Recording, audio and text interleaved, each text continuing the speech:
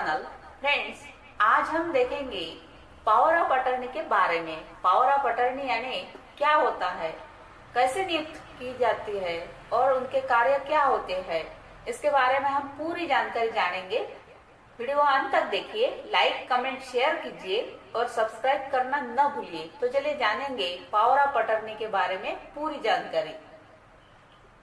अब मुख्तारनामा या अधिकार पत्र, पावर ऑफ अटर्नी या लेटर ऑफ अटर्नी एक लिखित दस्तावेज है जिसमें कोई व्यक्ति किसी दूसरे व्यक्ति को यह अधिकार देता है कि वह उसके किसी निजी कार्य यानी पर्सनल वर्क, व्यापार या किसी कानूनी कार्य के लिए उसका प्रतिनिधित्व करे, अर्थात उसकी ओर से कार्य करे।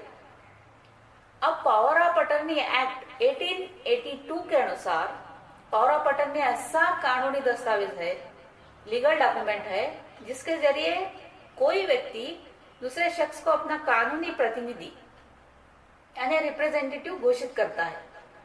अब रिप्रेजेंटेटिव को एजेंट और घोषित करने वाले को प्रिंसिपल कहा जाता है।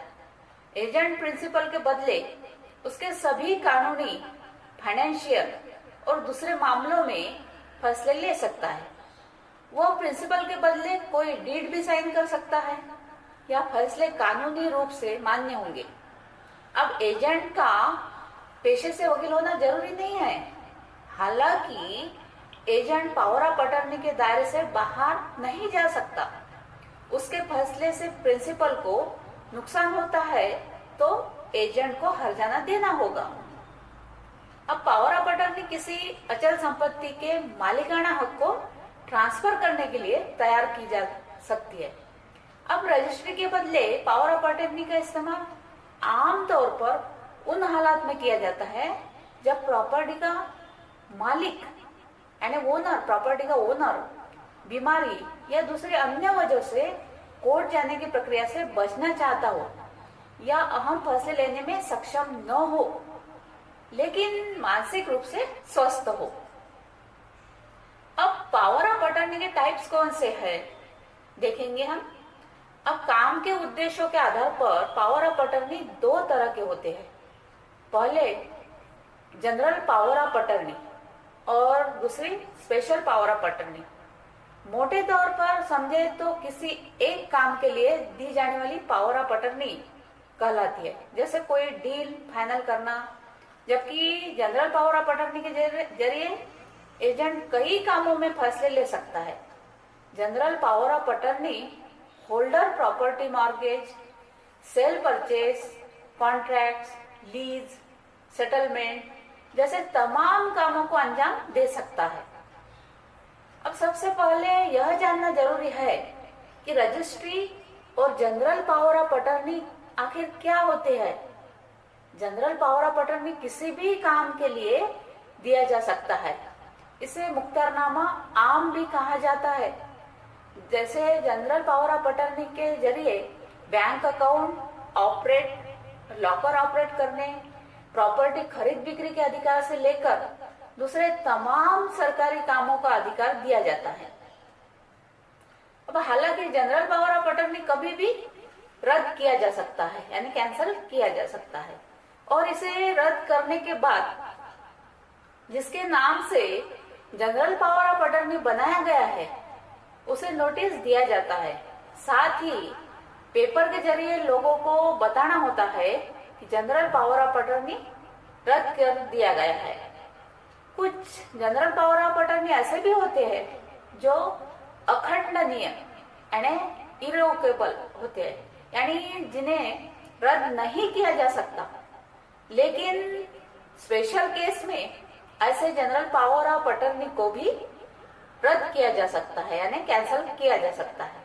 इसी तरह स्पेशल पावर ऑफ अटर्नी होता है जो किसी खास काम के लिए बनाया जाता है।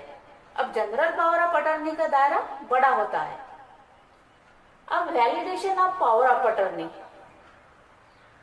पावर ऑफ अटर्नी प्रिंसिपल या एजेंट की मौत के बाद वैध नहीं रहती। अगर किसी दुर्घटना के असर से प्रिंसिपल कोई कानूनी दस्तावेज साइन करने की स्थिति में नहीं रहते तो पहले की गई पावर ऑफ अटर्नी की समय सीमा भी समाप्त हो जाती है।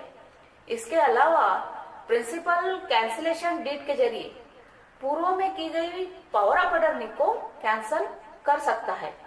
अब काम पूरा होने पर स्पेशल पावर ऑफ अटर्नी को समाप्त मान लिया जाता है। दोनों पक्षों की आपसी सहमति से पावर ऑफ अटर्नी कभी भी कैंसल की जा सकती है। यहाँ ड्यूरेबल पावर ऑफ अटर्नी का जिक्र करना लाजमी है।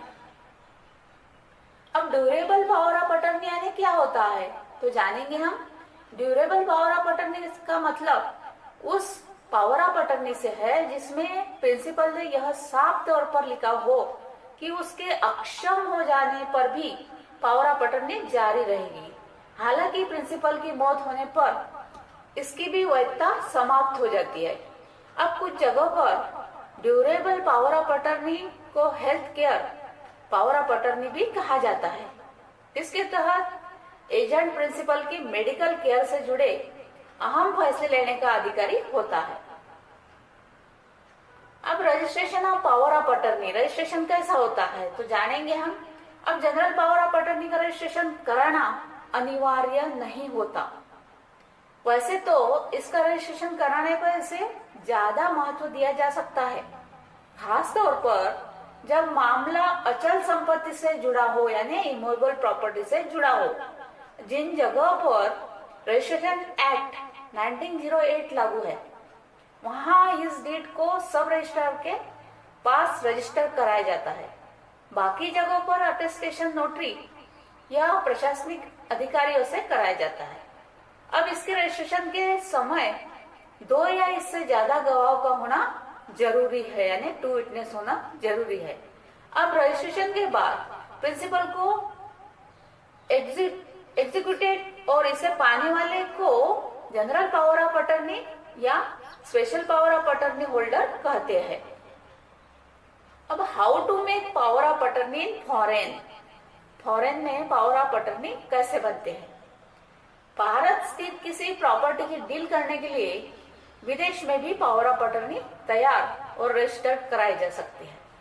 अगर पावर ऑफ अटर्नी का रजिस्ट्रेशन भारत से बाहर कराया गया है तो इन कागजात के भारत पहुंचने के 3 महीने के अंदर इसे जिलाधिकारी से मान्यता दिलानी होगी यानी कलेक्टर से मान्यता दिलानी होगी। मान लीजिए अमेरिका में रहने वाला एक एनआरआई अपनी पुश्तैनी प्रॉपर्टी को बेचना चाहता है, लेकिन इसके लिए भारत नहीं आना चाहता, उसके पास समय नहीं है, वो भारत नहीं आना चाहता। ऐसे में वह यूएस में पीओए यानी पावर ऑफ अटर्नी तैयार कराकर उसे नोटराइज करा सकता है। अब विदेश में यह डीड स्टाम्प पेपर पर नहीं बल्कि सादे कागज पर बनाई जा सकती है, लेकिन इसे नोटराइज कराना जरूरी होगा।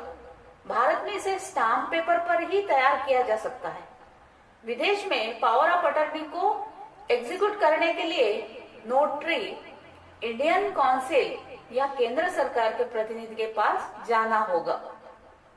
सो फ्रेंड्स, ये थी पावर ऑफ अटर्नी के बारे में पूरी जानकारी। Thank you.